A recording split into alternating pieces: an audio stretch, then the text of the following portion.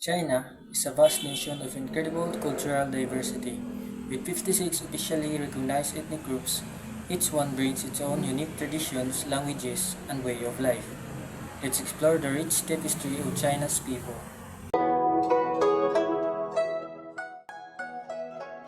Over 90% of China's population, around 1.1 billion people, are Han Chinese.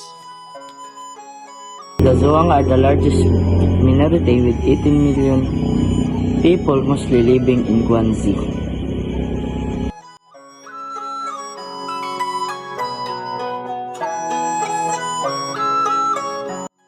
There are two major ethnic groups in China, the Yue and the Uyghurs.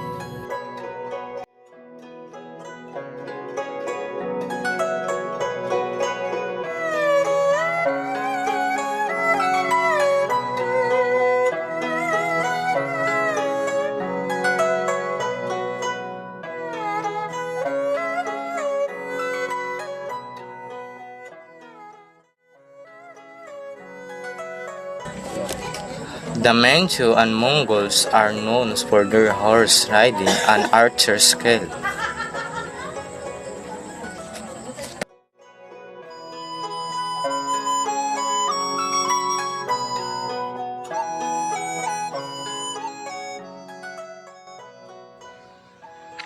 From language to religion to food and tradition, China's ethnic groups reflect a rich mosaic of culture.